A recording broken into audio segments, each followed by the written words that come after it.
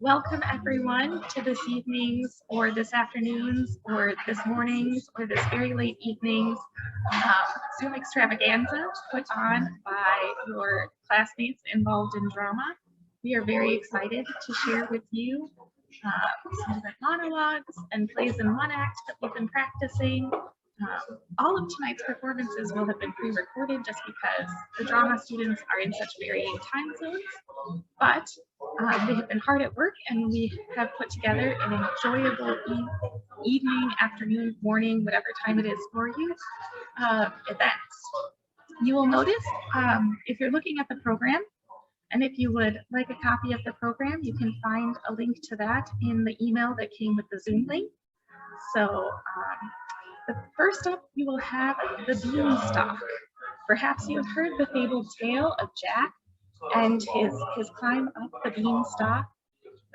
And this monologue features Yeva, Eli, Leeza, and Josh.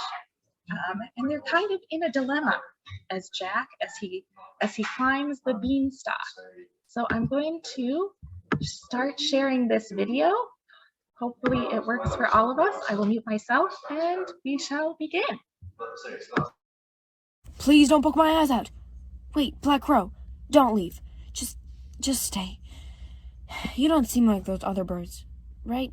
And even if you are, I'm not like those girls. It's just, I really am happy to see you. I'm getting a little, well, maybe a little nervous. I don't know if you can tell, but I'm kind of a bit stuck up here. I didn't really think that I'd make it up this far. I didn't really think it through at all. My mom keeps telling me that's my problem, and I guess it is. I just saw it, and I've always been much of a climber. My mom said when I was 9 months old, she found me sitting on top of the brown cow in the barn one morning. I guess we all have our strengths, and I've never really considered myself afraid of heights before, but it's not the climbing up that scares me, it's the getting down, Black Crow.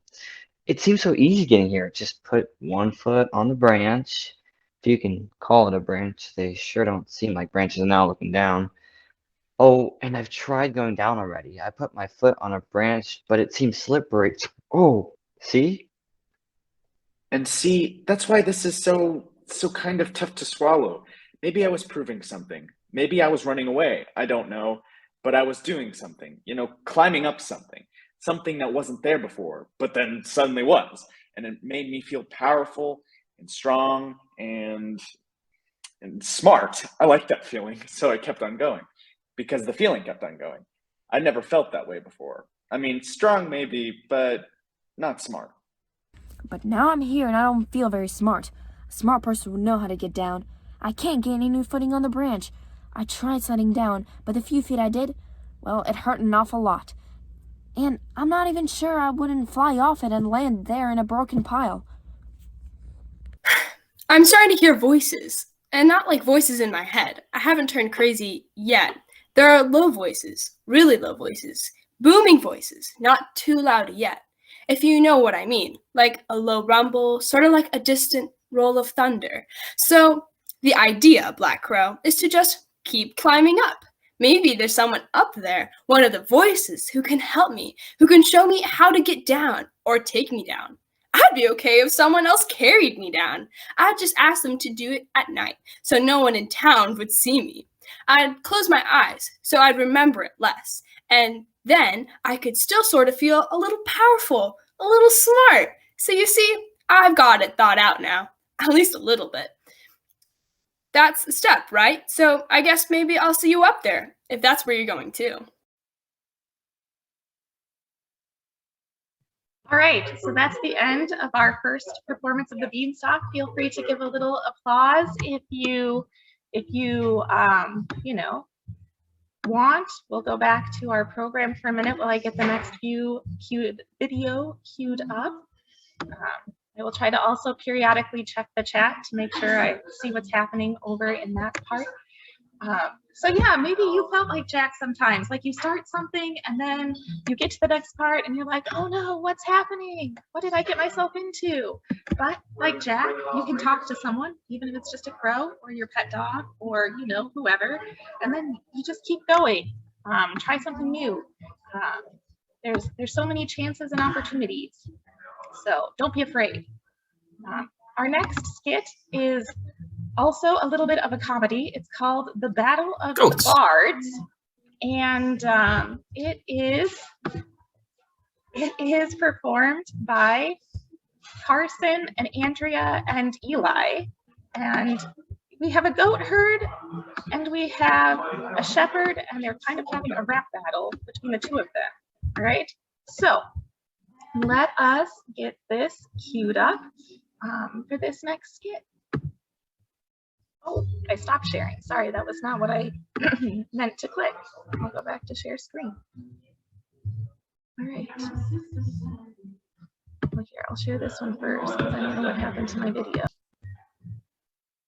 Here we go. All right. Here we go.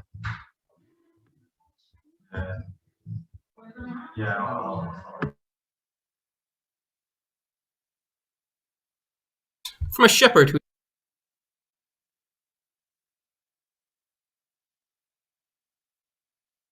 Goats, from a shepherd who stands here. From Blackon keep away. Sibirtas owns him, and he stole my goatskin yesterday. Hi, lambs, avoid yon fountain. Have ye not eyes to see Comtis, him who filched a pipe but 2 days back from me? Sibirtas bondsmen own a pipe? Whence gotst thou that, and how? Tootling through straws with Corydon mayhaps beneath thee now? 'Twas Lycon's gift, your highness, but pray, Comtis, say, what is that skin wherewith thou saidst that Lacon walked away? Why, thy lord's self had never a skin where on his limbs to lay. The skin that Croclius gave me, a dark one streaked with white. Today he slew his she-goat. Why, thou wert ill with spite. Then, my false friend, and thou wouldst end by beggaring me quite. Did Lacon, did Calathus' son purloin a goatskin? No, by pen that haunts the sea beach, lad, if I served thee so, crazed may I drop from hilltop to Crath's stream below. Nor pipe of thine, good fellow, the ladies of the lake would be so kind and good to me, did e'er Comtis take. Be Daphne's woes my portion, should that my credence win. Still, if thou list to stake a kid, that surely were no sin. Come on, I'll sing it out with thee until thou givest in. The hog he braved, Athene. As for the kid, 'tis there. You stake a lamb against him, that fat one, if you dare. Flocks, were that fair for either? At shearing who'd prefer horsehair to wool? Or when that goat stood handy, suffer her to nurse her firstling, and himself go milk a blatant cur? The same who deemed his hornet's buzz the true cicala's note, and braved like you his better.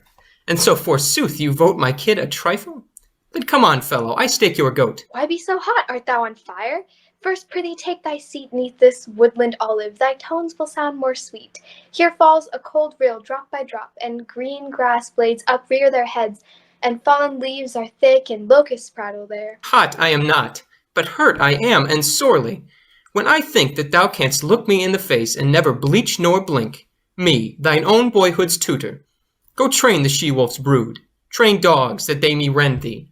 This is my gratitude. When learned I from thy practice or thy preaching aught that's right, thou puppin, thou misshapen lump of ugliness and spite? When I beat thee wailing sore, yon goats looked on with glee, and bleated, and were dealt with eyen as I had dealt with thee. Well, hunchback, shallow be thy grave as was thy judgment then, but hither, thou'lt not dip in herdsman's lore again. Nay, here are oaks and galingale. The hum of housing bees makes the place pleasant, and the birds are piping in the trees. And here are 2 cold streamlets, here deeper shadows fall than yon place owns, and look what cones drop from the pine tree fall. Come hither and tread on lamb's wool that is soft as any dream, still more unsavory than thyself to me thy goatskin seem.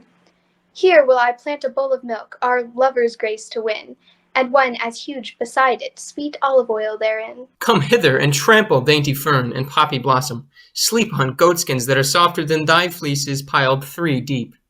Here I will plant 8 milk pails, great pans reward to gain. Bound them 8 cups, full honeycombs shall every cup contain. Well, there essay thy woodcraft thence fight me, never budge from thine own oak, even have thy way. But who shall be our judge? Oh, if Lycopas with his kind should chance this way to trudge. Nay, I want no Lycopas, but hail yon woodsman do. 'Tis more soon, see, his arms are full of bracken there by you. We'll hail him. Aye, you hail him. Friend, 'twill not take thee long. We're striving witches' master, we twain in woodland song. And thou, my good friend Morson, never look with favouring eyes on me, nor yet to yonder lad be fain to judge the prize. Nay, by the nymph, sweet Morson, ne'er for Comtus' sake stretch thou a point, nor e'er let him undue advantage take. Sybertus owns yon weathers, a Thurian is he. And here, my friend, Umare's goats, of Siberius you see. And who asked thee, thou naughty knave, to whom belong these flocks? Sybertus, or might it be me? Thou'rt a chatterbox. The simple truth, most worshipful, is all that I allege. I'm not boasting, but thy will hath all too keen an edge. Come, sing, if singing's in thee, and may our friend get back to town alive. Heaven help us, lad, how thy tongue doth clack. Daphne's the mighty minstrel was less precious to the nine than I. I offered yesterday 2 kids upon thine shrine. Aye, but Apollo fancies me hugely. For him I rear a lordly ram, and look you, the carnival is near. Twin kids hath every goat I milk, save 2. My maid, my own, eyes me, and asks, at milking time, rogue, art thou all alone? Go to, nigh 20 baskets doth the con fill with cheese, hath time to woo a sweetheart too upon the blossomed leaves. Clarissa pelts her goatherd with apples, should he stray by with his goats, and pouts her lip in a quaint, charming way. Me too, a darling smooth of face notes as I tend my flocks, how maddeningly over that fair neck ripple those shining locks. Though de gross and anemone are fair in their degree, the rose that blooms by garden walls still is the rose for me. Though acorns' cups are fair, their taste is bitterness, and still I'll choose, for honey sweet are they, the apples of the hill. A cushion I will presently procure, and give to her who loves me. I know where it sits, up in the juniper. Pooh! A soft fleece to make a coat I'll give the day I shear my brindle ewe, no hand but mine shall touch it to my dear. Back, lambs, from that wild olive, and be content to browse here on the shoulder of the hill, beneath the myrtle boughs. Run, will ye, ball and dog star, down from that oak tree? Run and feed where Spot is feeding, and catch the morning sun. I have a bowl of cypress wood, I have besides a cup. Praxiteles designed them, and her they're treasured up. I have a dog who throttles wolves, he loves the sheep, and they love him. I'll give him to my dear to keep wild beasts at bay. Yea, locusts that o'erleap my fence, oh, let my vines escape your clutches, I beseech you. The bloom is on the grape. Ye crickets, mark how nettled our friend the goatherd is. I ween ye cost the reapers pangs, as acute he is. Those foxes with their bushy tails, I hate to see them crawl round Mican's homestead and purloin his grapes at Evanfall. I hate to see the beetles that come warping on the wind and climb the longest trees and never leave a fig behind. Have you forgot that cudgeling I gave you? At each stroke you grinned and twisted with grace, clung to yonder oak. That I forgot, but I have not how once Eumeres tied you to that self-same oak trunk and tanned your unclean hide. There's someone ill, of heartburn. You note it, I presume, Morson? Go quick and fetch a squill from old Beldam's tomb. I think I'm seeing somebody, as Morson too perceives. Go to the river and dig up a clump of sow red leaves. Oh, may Himera flow, not water but milk. And mayst thou blush, Crathis, with wine and fruitage grow upon every rush. For me may Sybaris fountain flow pure honey, so that you, my fair, may dip your pitcher each morn in honey dew. My goats are fed on clover, and goats delight. They tread on lenstick leaves, or lie them down ripe strawberries o'er their head. My sheep crop honeysuckle bloom, while all round them blows in clusters rich the jasmine, as brave as any rose. I scorn my maid, for when she took my cushion, she did not draw with both hands my face to hers, and kiss me on the spot. I love my love, and hugely, for when I gave my flute, I was rewarded with a kiss, a loving one, to boot. Lacon, the nightingale should scarce be challenged by the jay, nor swan by Hopu, but poor boy, thou wert for a fray. I bid the shepherd hold his peace. Comtus, unto you I, Morson, do adjudge the lamb. You'll first make offering due unto the nymphs, then savory meat you'll send to Morson too. By Pan I will snort all my herd of he-goats. I shall now o'er Lacon, shepherd as he is. Crow, ye shall soon see how I've won, and I could leap sky high. Yea, also dance and skip my horned ewes. In Sybaris fount tomorrow all shall dip. Oh, you, sir, with glossy coat and dangerous crest, you dare look at you, till I have slain my lamb and ill you fare. What, is he at his tricks again? He is, and he will get, or not my name Comtus, a proper pounding yet. All right. For those of you who might have struggled to follow back and forth a little bit, yes, good job, everyone. You can give them a round of applause. So there was a little rap battle going on, basically. Have you ever solved your problems with a rap battle? No? Yes? Maybe so? Well, they decide that one has accused the other of stealing something, and their honor is being offended, and so they're like, oh, let me show you who's who. And they have a rap battle judged by the good Morrison. Unfortunately, we didn't get to see Morrison come in. He wandered in with his recorder. He was out on a lovely walk one day, but it was well done. Okay, so next up we have a monologue from the Brighton Beach Memoirs by Neil Simon. This one is a little bit more serious, but still, I think something that we can enjoy. And this is presented to us by Andrea, Sophie, and Yeva. I can't believe it. You mean it's all right for you to leave us, but it wasn't all right for me to leave you? It was my future. Why couldn't I have something to say about it? I need to be independent. So I have to give up the one chance I may never get again. Is that it? I'm the one who has to pay for what you couldn't do with your own life. I'm not judging you. I can't even talk to you. I don't exist to you. I have tried so hard to get close to you, but there was never any room. Whatever you had to give went to Daddy, and then when he died, whatever you had was left to Lori. I've been jealous my whole life of Lori because she was lucky enough to be born sick. I could never turn a light on in my room at night or read in bed because Lori always needed her precious sleep. I could never have a friend over at the weekends because Lori was always resting.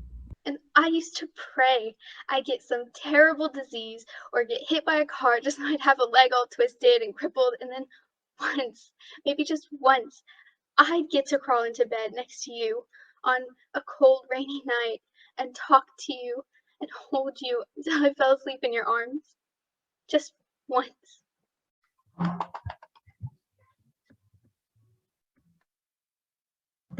Forgot to mute myself. All right, I'm not muted. Okay, yes. So a short sketch from Neil Simon's Brighton Beach Memoirs. Next up, we have the game. Now, the game is being played between life and death, also known as Erika and Eli. And it's over. I mean, Erika and Eli are not literally life and death, okay? But the game is being played between life and death. 50,000, 51, 65, 90, 32. Come, life, forget your losses. It's no fun playing with a dull partner. I had hoped for a good game tonight, although there's little in it for me, just a couple suicides. My dear Death, I wish you would grant me a favor. A favor, now isn't that just like a woman?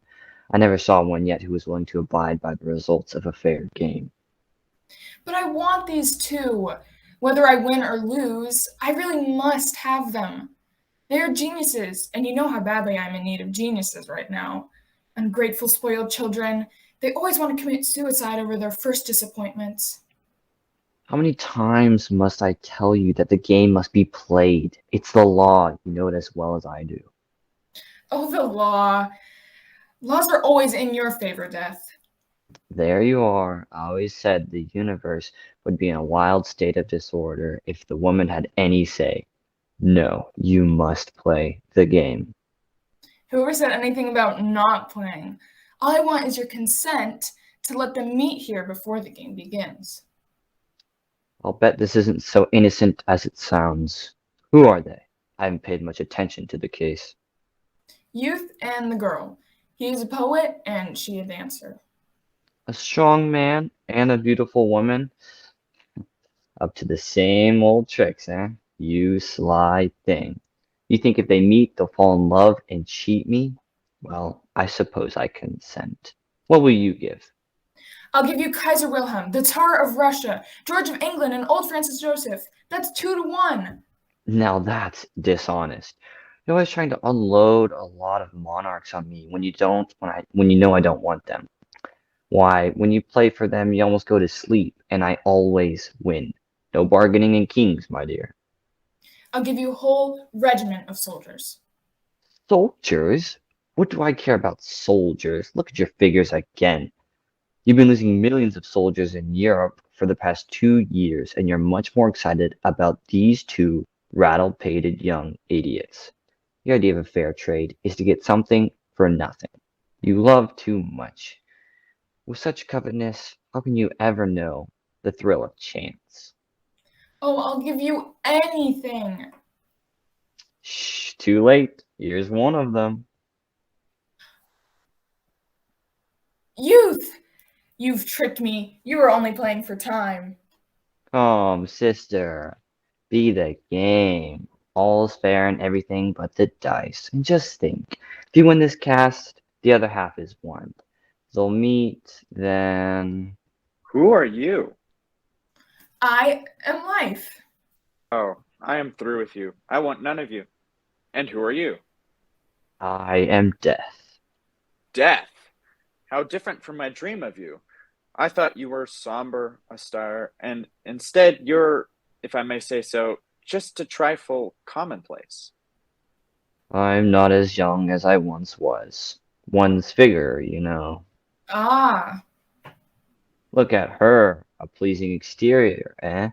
And yet you wouldn't be seeking me if you didn't know better. Alas, my boy, beauty is not even skin deep. That is true. Ah, Death, I have been seeking you for weeks. Yet I am always present. Where did you seek me? I tried poison, but just as I was about to swallow, if they snatched it away from me. I tried to shoot myself. They cheated me. The pistol wouldn't go off. Well-meaning idiots. So I came here to leap into the sea. Very good. Only hurry. Someone might come. why do you wish to die? As if you didn't know. Did you not give me the power to string beautiful words into songs? Did you not give me the love to sing to and take love away? I cannot sing anymore. And yet you ask me why I want to die. I am not a slave. Slaves live just to eat and to be clothed. You have plenty of them. Yes, I have plenty of them. If I cannot have love to warm me, I cannot create beauty. And if I cannot create beauty, I will not live. Are you sure it was love? I think it was only desire I gave you. You do not seem ready for love. Falsehoods, evasions. What is love then? You gave me a girl who sowed flowers on the streets. She had hair like gold and a body all curves and rose white like marble. I sang my songs for her, and the whole world would listen. Then an ugly beast came and offered her gold, and she laughed at me and went away. That is love, my boy. You're lucky to find it out so young. Now I know it was desire. Why will she persist in lying? I'm a sport and a gentleman, and I must admit that life is as truthful as I am. Listen, youth, and answer me. Did your sweetheart understand your songs? Why should she? Women do not have to understand. They must be fragrant and beautiful like flowers. And is that all? I do not know many women. I will show you one who understands your songs. She is coming here. Leap into the sea, like you. Because she is lonely, waiting for you. For me. But I do not know her. But she knows you, through your songs. And you have been seeking me for weeks. Are you to be fooled again by the tricky charlatan? You who have had enough of life, there is no place for cowards among the lofty dead. O death, forgive me. Life, farewell. Hold! We must play first. So now it is you who are asking me to play. Come, life, do me a favor. Give me this one, and the girl shall be yours. No, the game must be played. It is the law.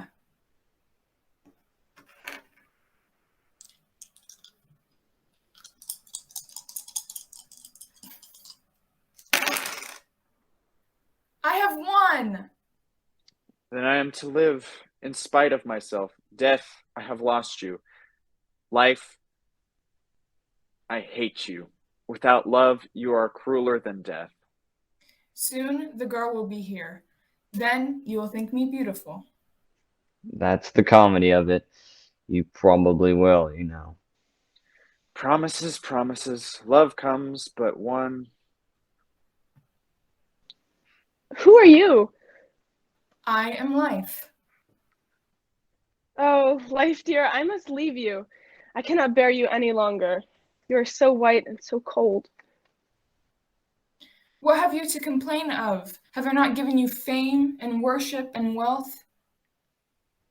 What are all these without love? What? You without love? How about those who stand at the stage door every evening and send you flowers and jewels? One of them shot himself because you stamped on his flowers. Believe me, my dear, that is all the love there is. Love? No, that was desire. Desire? When they seek you, love is when you seek them. No, no, love understands. They didn't. They wanted to buy me in order to destroy me. That is why I stamped on their flowers. Ah, the young, incurably sentimental. Good. I'm glad you did. Why, who are you? I am youth. Youth? The poet? You? Oh, I know all your songs by heart. I've kissed every line.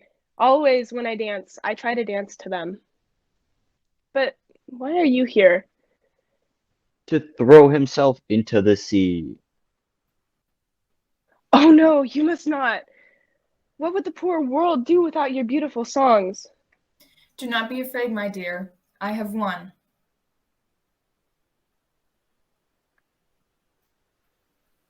Alas. Why did you want to die? His sweetheart left him. His sweetheart? So he loves someone. I don't believe you. How could any woman he loved, when he sings so sweetly? His songs meant nothing to her. Nothing? Oh, then she was not worth your love. She was like the men who wait for me at the stage door. She wanted to destroy you. Such is life, my dear young lady. Love is the destroyer, always. You are right. It is all a myth. Life, love, happiness. I must idolize someone, something, and then the bubble bursts and I am alone. No. If she could not understand, no one could understand. Oh, how wrong you are. I understand. Don't you believe me? I have danced all you have sung. Do you remember the bird calls? How beautiful! You do understand, you do! Wings flash and soar when you dance, your skin, the sea glorious, lifting you quivering, feathery breasts against the sunny wind. Dance again for me, dance, my cloud flight. The loveliest of all. But I can never dance for you anymore. I came here to die. And you'd forgotten it already. Oh, you're all alike, you suicides. Life's shallowest little deceits fools you again, though you have seen through her and now her for what she is. But I have found youth. Yes, and youth has found love, real love at last. Love that burns like fire and flowers like the trees. You shall not die, and I will fight you for her. Love is stronger than death. Then life, you mean? Think of the great lovers of the world. Paola and Francesca, Romeo and Juliet, Tristan and Isolde. I claim them all. Who are you to set yourself up against such august precedents? You think he loves you? It is not you he loves, but your dancing of his songs. He is a poet, therefore he only loves himself and his sweetheart, for lack of whom he was going to die. See, he has already forgotten her, as you will one day be forgotten. Why ask too much of me? I can only give happiness for a moment, but it is real happiness. Love, creation, unity, with the tremendous rhythm of the universe. I can't promise it will all endure. I won't say you will not someday be forgotten. What if it is him himself he loves in you? That too is love. To be supremely happy for a moment, an hour, that is worth living for. Life offers you many things, I but one. She pours out the sunshine before you to make you glad. She sends the winter to chill your heart. She gives you the love and desire and takes them away. She brings you warm quietness and kills it with hunger and anxiety. Life offers many things, I but one. Come closer, tired heart, and hold out your weary hands. See what a pearl I offer to kings and beggars alike. Come, I will give you peace. Peace? Do you think I want peace? I, a dancer, a child of the whirling winds. Do you think I would want to be blind to the sunlight, deaf to youth's music, to my sweet applause, dumb to laughter? All this joy that is in me, scattered in darkness? Dust in my hair, in my eyes, on my dancing feet. My And dearest, yet- we will never leave one another. She is mine. Haven't you forgot something? The game. It is half won. She too has found love. Ah, but unwilling to die, she laid her life on the knees of the fates. So we must play. It is the law. Oh, I'm not afraid to play. This time I have you, Death. Having me? Nay, life, I am cleverer than you. On this game hangs the doom of both. Of both? You lie, Death. I've already won youth. He cannot die. Youth cannot die, you say. True, but the girl dies if I win. Isn't that so? Well, and if she dies, what then? He loves her, yet he cannot follow. He shall live forever mute, forever regretting his lost love, until you yourself will beg me to take him. Oh, Death, I beg of you. Life on her knees to death? No, sister, I couldn't help you if I would. It is the law. Let us play. It is the law.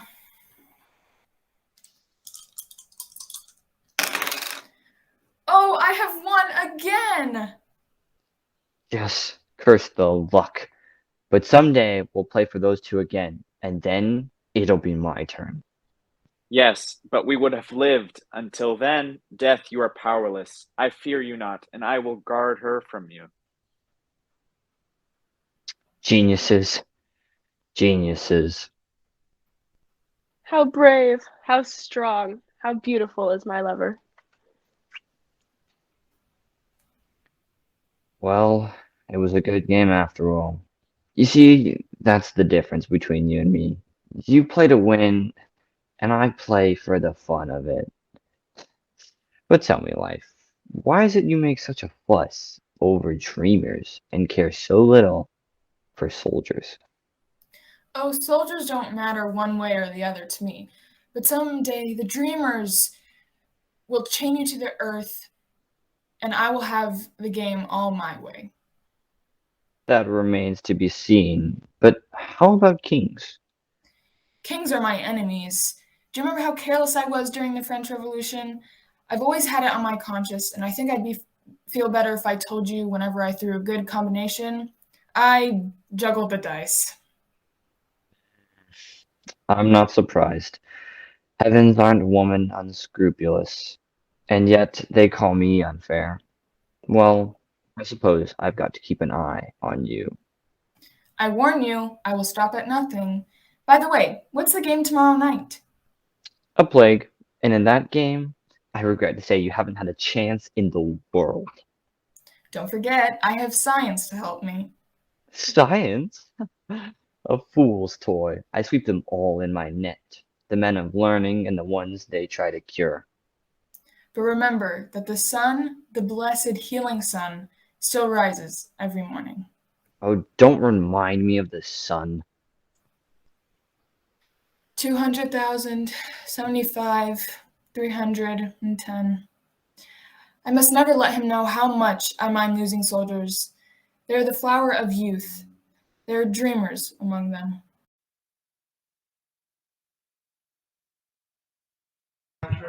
All right.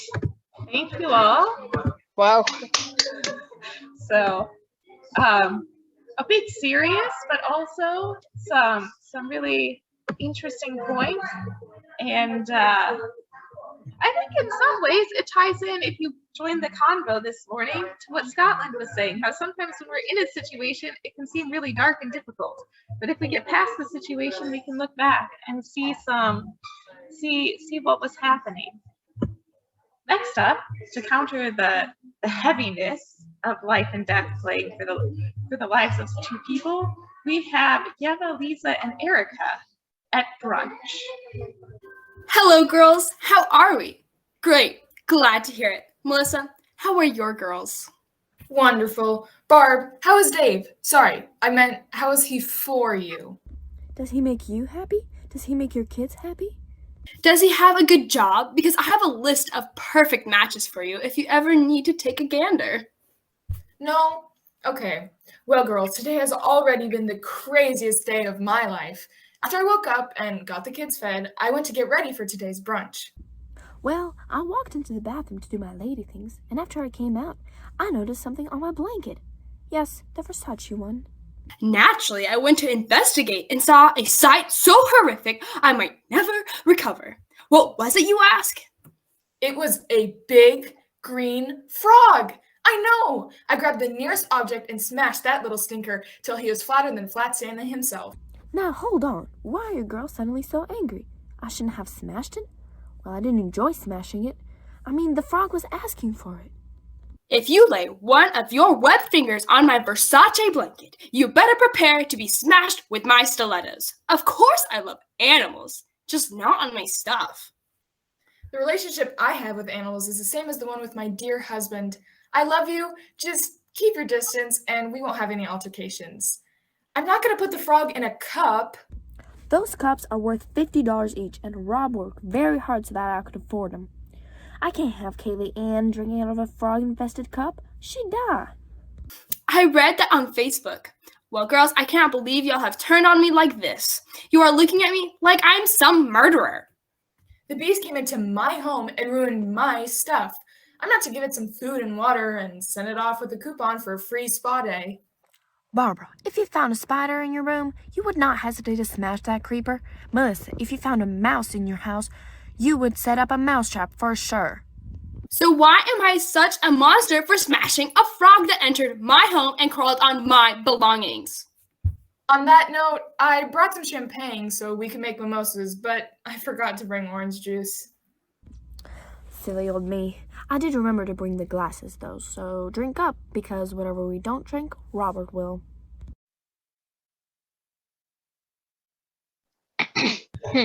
All right, so something a little more lighthearted after the more serious one. All right. It's always a problem when the frog goes on your Versace blanket. All right, we have one more before we go on our intermission, and that is actually a speech from Shakespeare's Hamlet. And as I am pulling up this next monologue, I would just also like to note that all of these skits and monologues and things that we're looking at today were actually chosen by the students in drama class. I asked them to share a list with me of things that they thought might be interesting to perform. And they each sent me 3 plays in 1 act and 3 skits. And then I whittled down the list to something that would actually fit in a time for us to view. But yeah, so your classmates all picked these for your enjoyment today. All right, so last one up before the intermission is some Shakespeare for us. Oh, what a rogue and peasant slave am I. Is it not monstrous that this player here, but in a fiction, in a dream of passion, could force his soul so to his own conceit, that from her working all his visage waned, tears in his eyes, distraction in his aspect, a broken voice, and his whole function suiting with forms to his conceit. And all for nothing, for Hecuba. What's Hecuba to him, or he to Hecuba? That he should weep for her? What would he do, that he the motive and the cue for passion that I have? He would drown the stage with tears and cleave the general ear with Horrid speech, that made the guilty and appall the free. Confound the ignorant, and amaze indeed the very faculties of eyes and ears. Yet I, a dull and muddy-muddled rascal, peak, like Jonadrims, unpregnant of my cause, and can say nothing. No, not for a king, upon whose property and most dear life a condemned in defeat was made. Am I a coward? Who calls me villain, breaks my pate across, plucks off my beard and blows it in my face, tweaks me by the nose, gives me the lie I a throat, as deep to the lungs. Who does me this, ha? Swoons, I should take it, for it cannot be, but I am a pigeon-livered and lack gall to make oppression bitter. Or ere this, I should have fattened all the region kites with this slave's offal. Bloody body villain, remorseless, treacherous, lecherous, kindless villain. Oh, vengeance! Why, what an ass am I! This is most brave, that I, the son of a dear father murdered, prompted to my revenge by heaven and hell, must unpack my heart with words, and fall a-cursing, like a very drab, a scullion. Fie upon it, foe!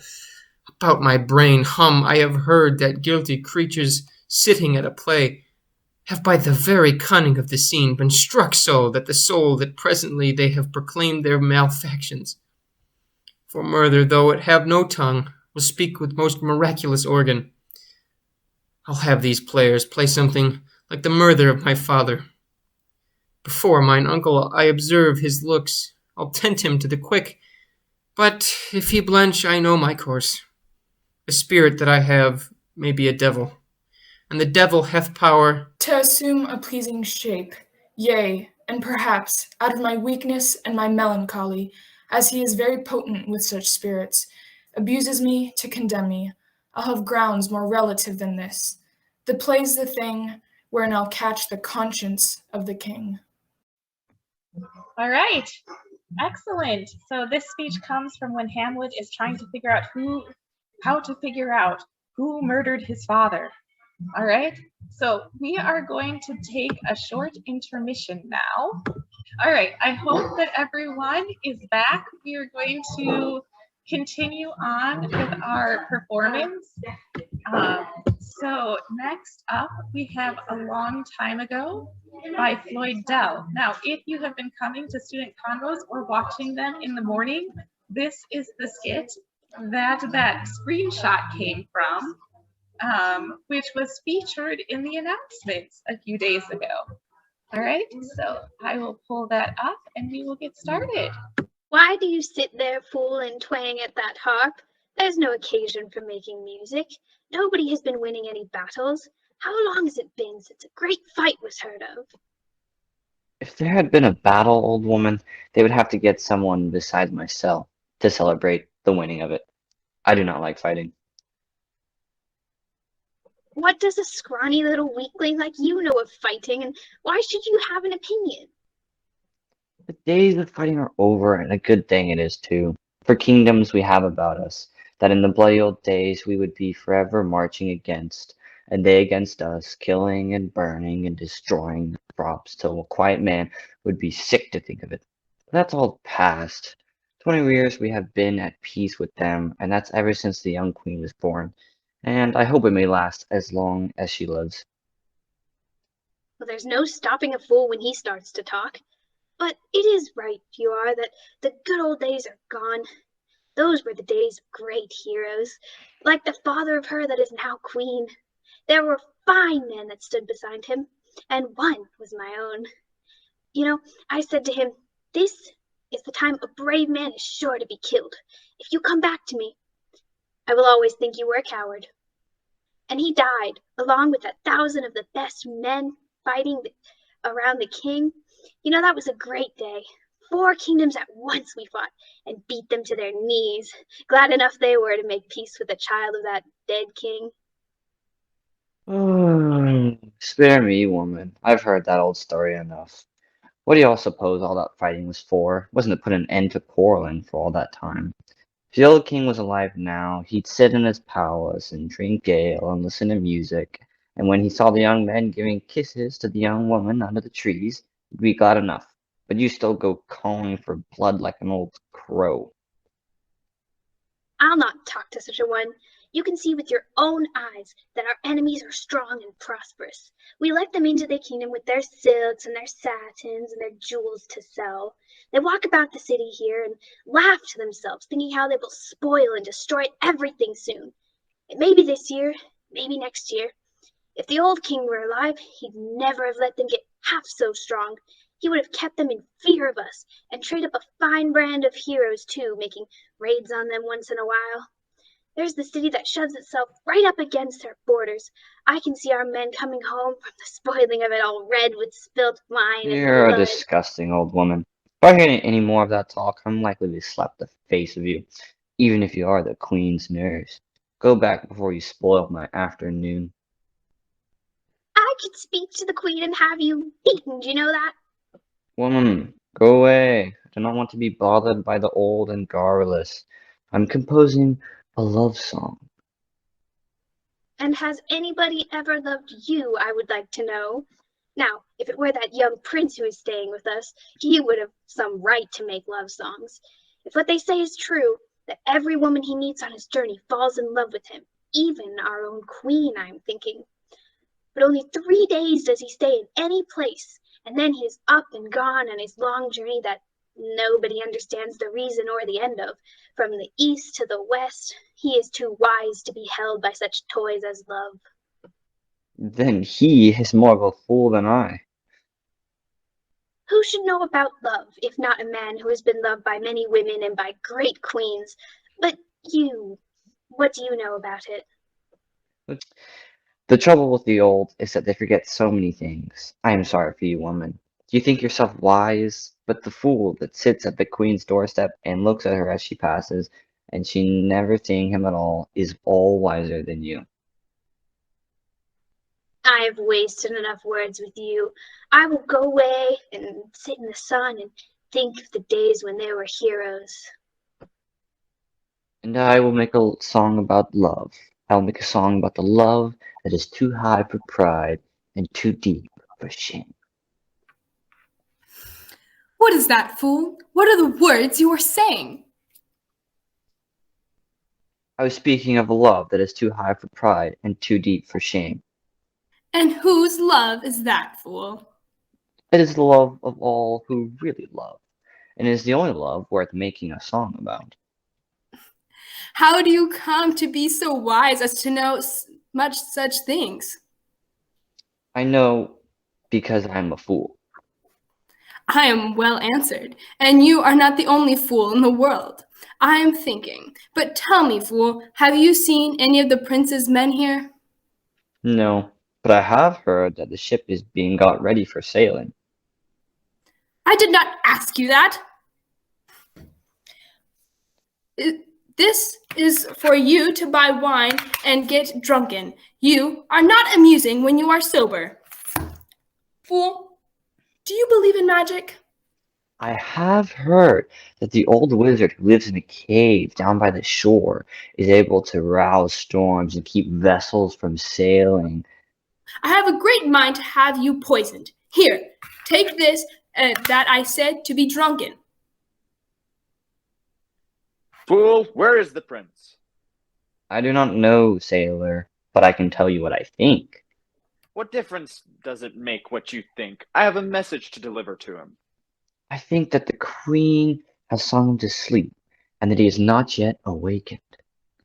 It is likely enough, but I have been sent by the captain, and I must see him. You look hot. I am so hot and thirsty that I could drink a barrel of wine.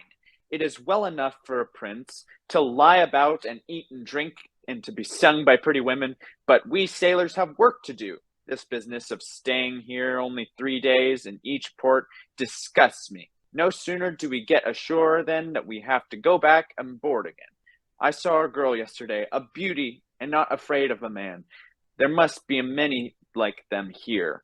But what good does it do to me? I spent all my money on her, and now I can't even get a drink. It's all a shame. Would you like a drink? Fool, don't make a mock of my thirst, or I'll twist your neck. Look at this. What a piece of luck! Is it real money? Where did you get it? Your prince gave it to me, and I said that to treat any of the sailors that I came across. Then it's all right. Why don't you say so before? Come along, if you are as thirsty as I am. And now begins again my long journey from the east to the west. Well, have you waked at last? You are a bitter-tongued old woman, but for all that I think you are my friend. Perhaps the only friend I have. Yes, you are right. For all that you sleep your holiday away, you are a brave man. And I am the only one in this kingdom that thinks well of bravery. The rest want to smother it with kisses. True enough. I feel that already I am becoming soft. Never before have I been unwilling to leave a city. Or a queen. But I must go on board the ship. Is it ready, I wonder? The captain promised to send word to me. Yes, it is time you went before they've made a lapdog of you. You speak very freely. Are you not afraid of the queen? She does not know what she is doing. She has grown up in a base time of peace, and she does not understand that it is not a man's business to sleep and drink wine and exchange kisses with pretty queens. She would turn you from your purpose. My purpose? What know you of my purpose? I have not guessed your secret, but I know that you are not merely taking a pleasure journey. I have seen heroes, and you have the eyes of one. The end of all this journeying from the east to the west is something great and terrible, and I will not have you turned aside. Something great and terrible. Yes.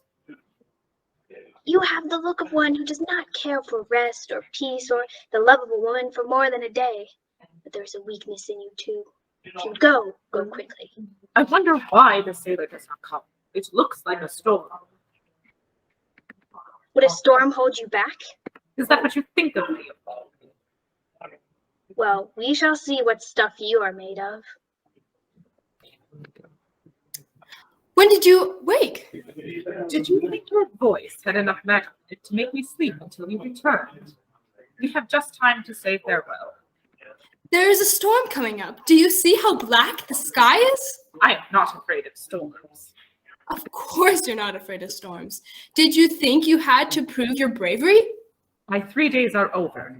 And how quickly! But I told you, I can only stay 3 days. I thought you were a king and could do whatever you choose. And I have chosen to stay 3 days. In what way have I offended you? I made my choice long ago, before I knew you. And now you are afraid to change your mind? Do you think a brave man changes his mind for pleasure's sake? Forgive me. If it is your happiness to go on, to what end I do not know, I will let you. I do not wish to make you unhappy, but I would give you something to take with you. One more flower of my garden, an unfading rose that shall be like a bright memory of me in your heart always. Will you take it? Where is my prince? I have a message for him. So you said, but you haven't finished telling me about that girl. Her eyes were blue, you said. Blue, yes. If I said blue, then blue it was. Or maybe green, or gray. Maybe I was thinking of the hussy back in the last port we stopped at. It's all the same. Reminds me of a little song. Shall I sing it to you? Another song? Sing away, then. First, another drink from that flagon. Ah. Now I'm ready.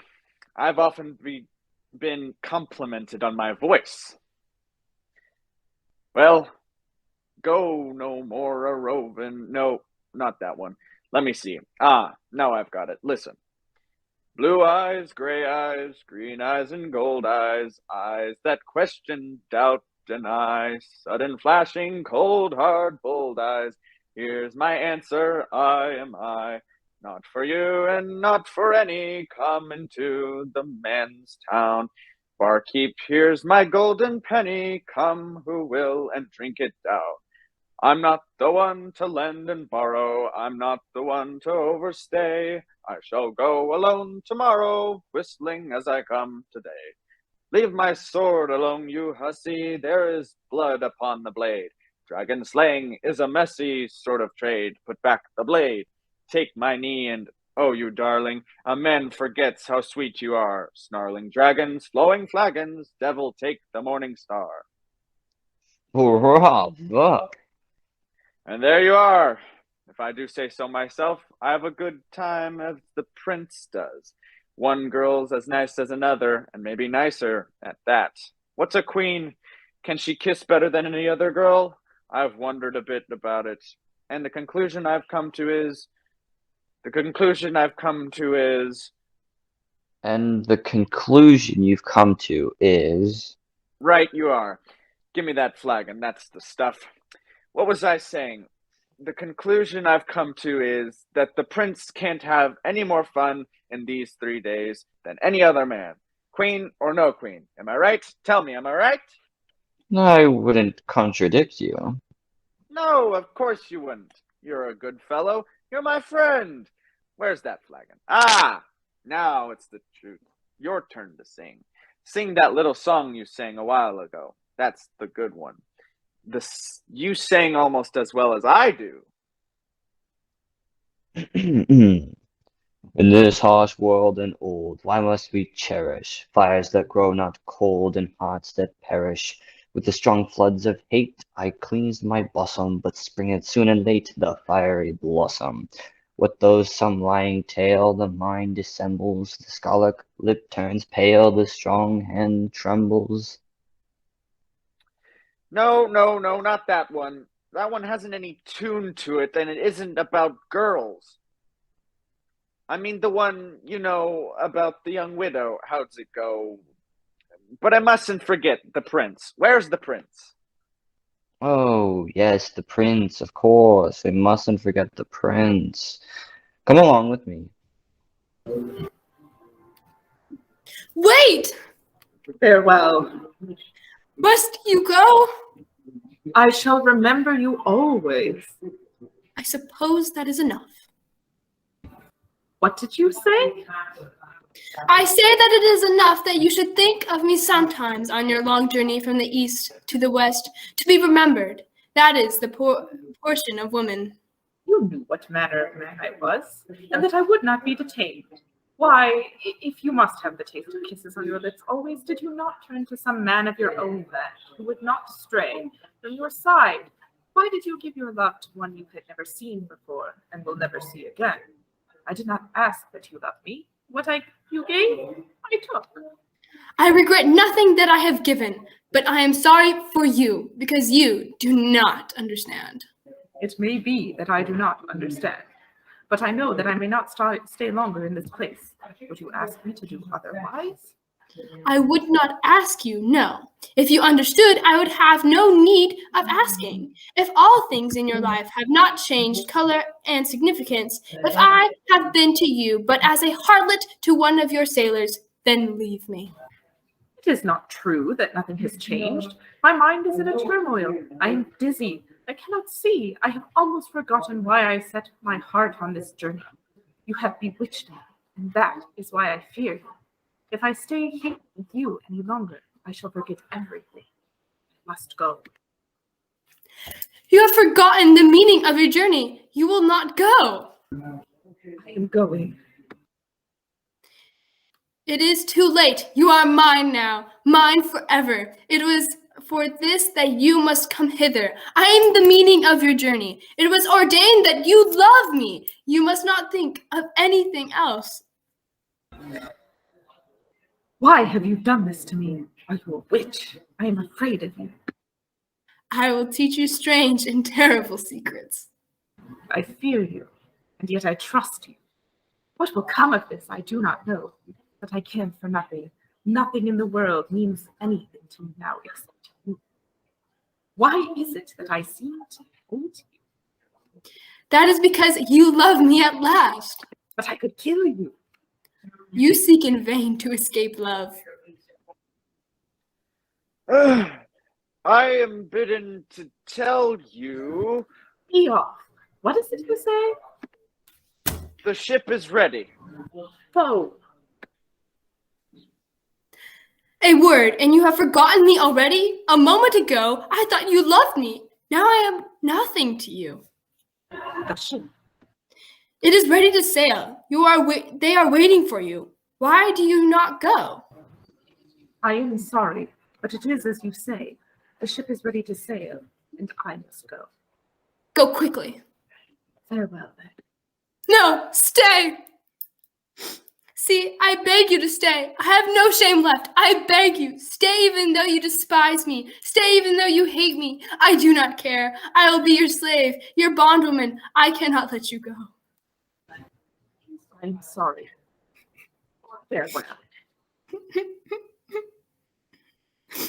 Are you drunken, fool, as I bade you? I am drunken, yes, but not with wine. I am drunken with bitterness, with the bitterness of love. Of love, fool? With the bitterness of love. It will amuse you, and so I will tell you what I mean. It is you that love. Life grows almost interesting once more, but are you not afraid that I'll have you whipped? You would have had me whipped a week ago if I had told you this, but now you will not. Now you know what it is to love. My secret's on a fool's tongue. But what does it matter? Go on. Why did I try to keep the man you love from going away, in the hope that one day I should see you kissing him in the garden, and thus I'd be spared the trouble of killing myself? In a word, I am a fool. But I have tried to help you. Why did you not keep him? I have been asking that question of my own heart, fool. I would that I had not come to him a virgin and a queen, but a light woman skilled in all the ways of love, that perhaps I could have held him. But now he is gone, and the world is black. It is not the world, it is your heart that is black, and it is black with hatred. I think you understand, fool. I would set fire to this palace which the king my father built. I would burn it down tonight, save that it would not make light enough to take away the blackness from my heart. What? Has the ship not gone? Gone and left me behind. Gone and left me. Here, there's still wine in the flagon. Oh, good, good. Give it to me. First, bring it to me. I have spoken lightly of poisoning today. Now, I think I will try it. I would like to see a man die. It would ease me a little. Come. How does it taste? Bitter. What is in it? The bitterness of my heart. It will kill you. I have been poisoned. I am dying. But first.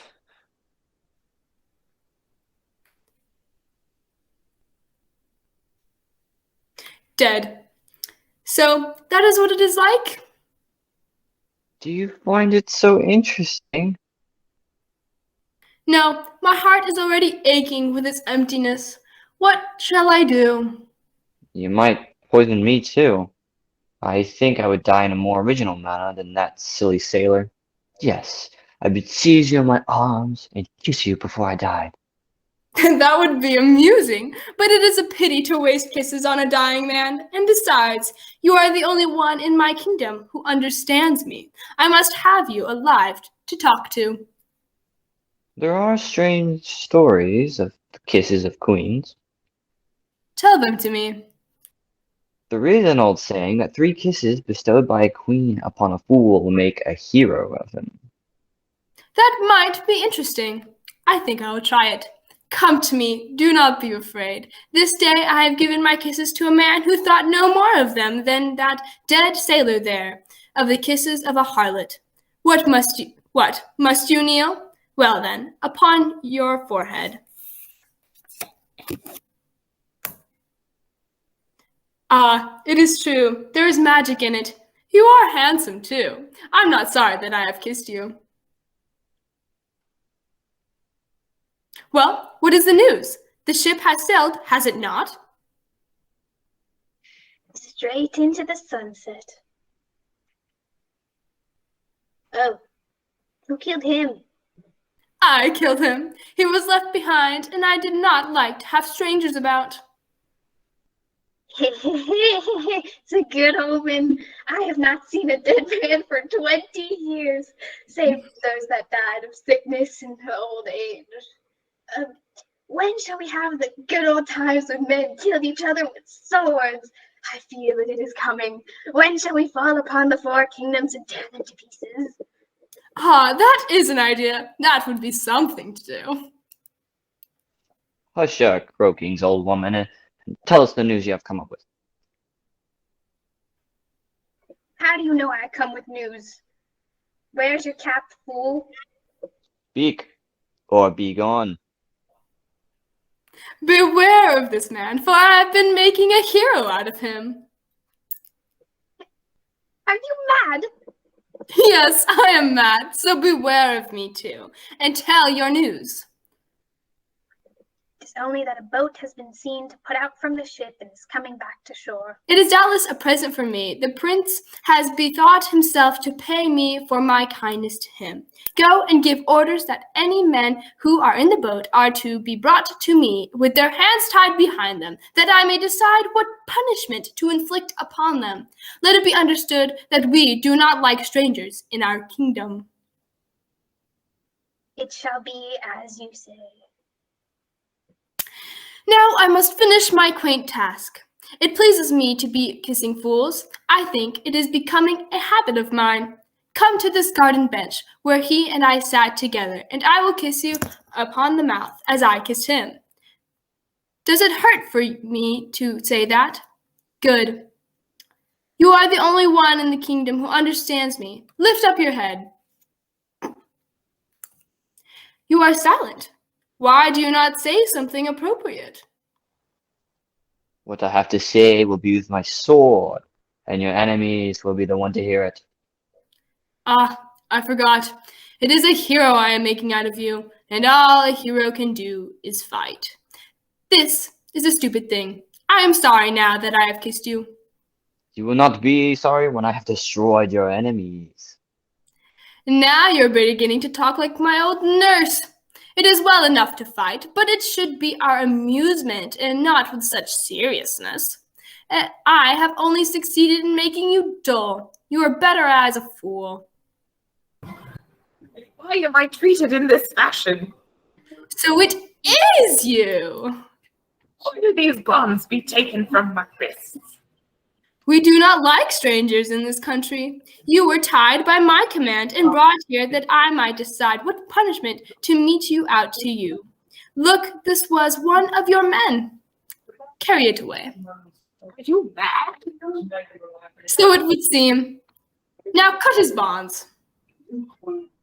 He is a brave man and does not deserve to be treated in this manner. Who are you that you should plead for me?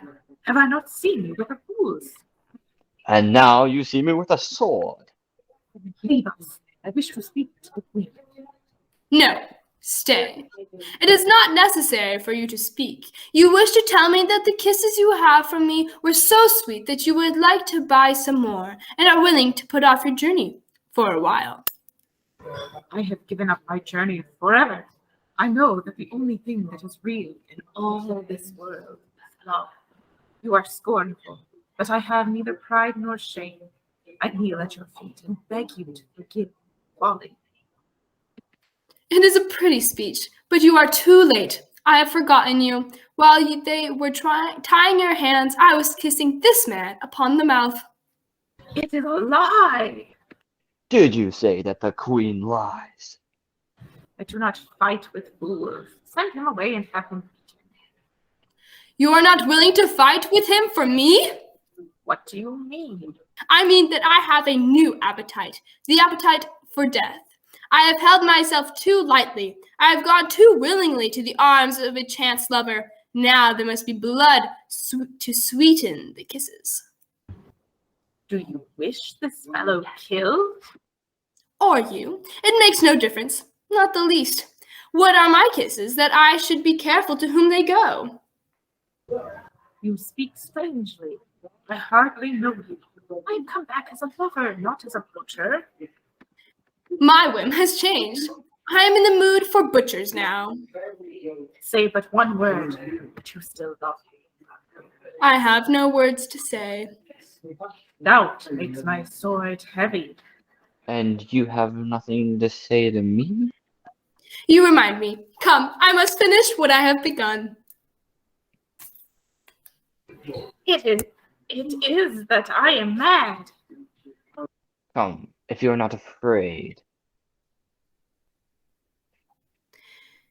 They told me that love was like this, but I laughed and did not believe.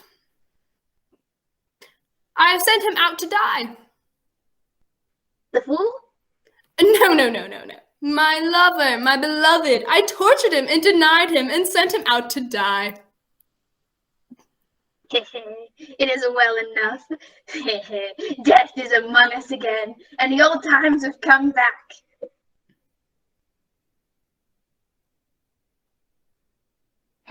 I have done my bidding. I slain a brave man. Bid someone take his sword and slay me. What a faint heart you are. The fool's cap is on you still. Put back your sword in your scabbard. You will make a soldier yet. You are a brave man. Put back your sword in your scabbard, and may it destroy all my enemies from this day forth. What shall I do? I have created you, and now I must give you work to do. You can only fight. Very well, then. Take my soldiers and lead them to the kingdom that threats its chief city against our kingdom's walls. There should be a good fight and much spoil. When the soldiers have gluttoned themselves with wine and women, let the city be set on fire. I shall look every night for a light in the sky, and when it comes, I shall know it is my bonfire. Perhaps it will light up my heart for a moment. When it is finished, I shall find you your other bloody work to do. Go. I understand. You shall have your bonfire. Come, old woman. I want some of your advice. Yeah, the good old days are back. The smell of blood.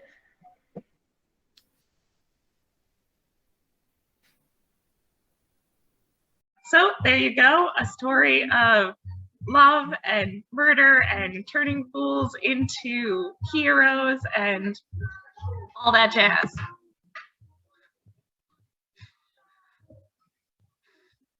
All right, we have one final video in this evening's performance.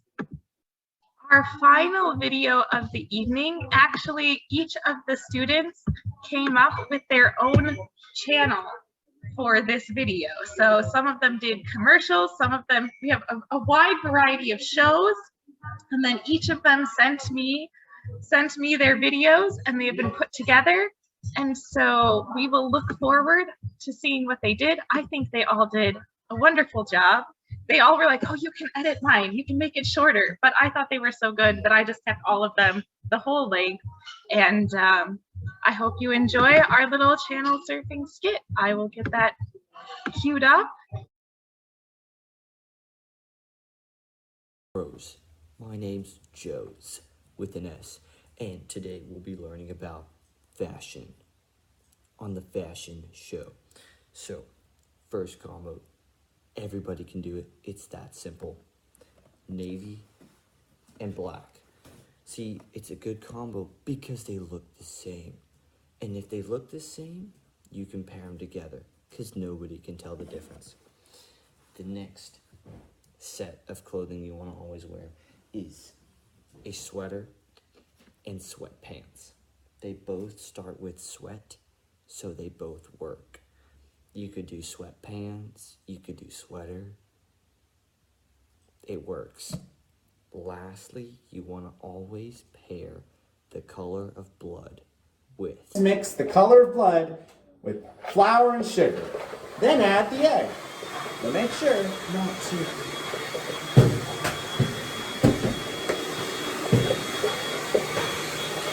Be sure to have the oven at 360 degrees. Grease your pan before.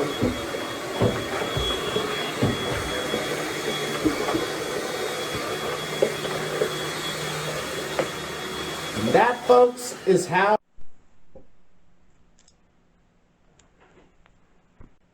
Wow, that looked awesome. That was a short clip from White Wine.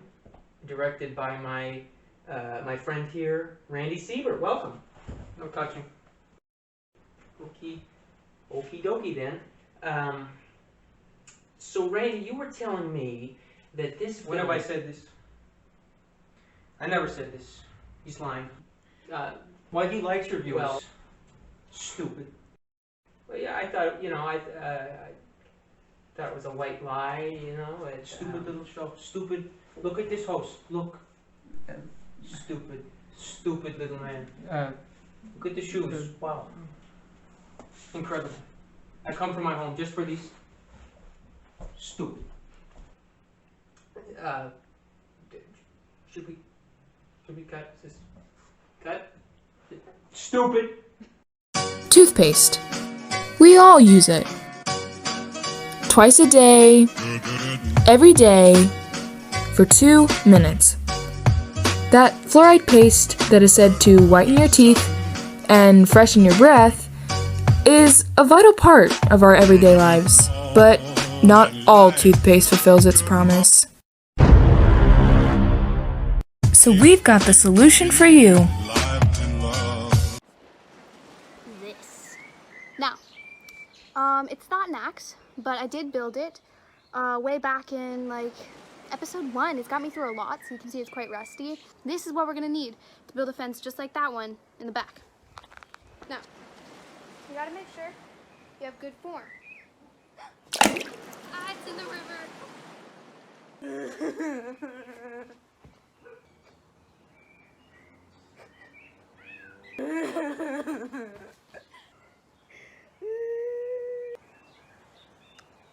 So I made a mistake. I'm actually going to... And so, you take the hair and you try to fasten it with a clip. It might take a while before you get the right result. So far it should look like this. Now, you take your smelliest deodorant and make sure to slick back the hair with it. It might smell not the best, but now that it's all deodorant, you take the flame and you never see the light of day again.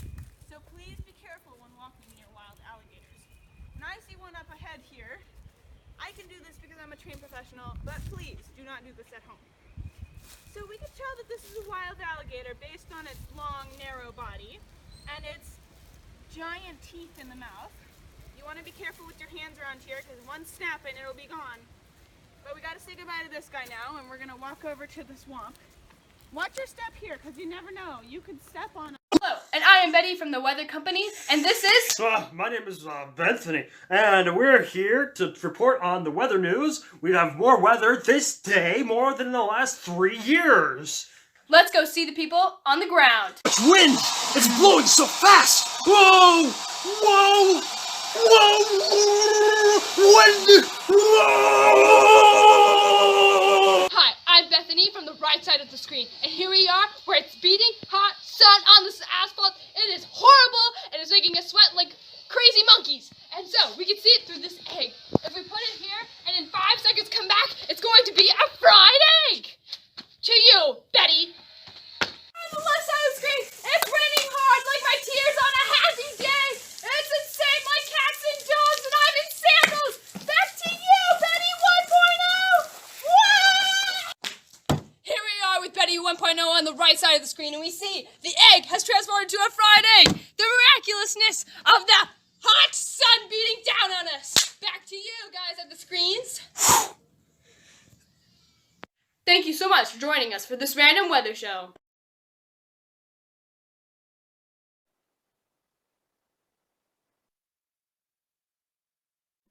All right, and that concludes our evening / afternoon, morning, depending on what time zone you're in. So thank you for joining us.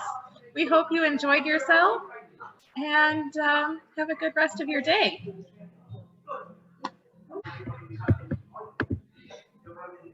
Thank you. Thank you. Yep.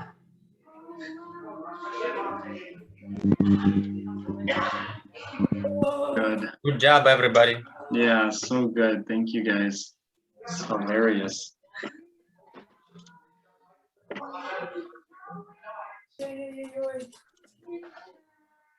Thank you so much.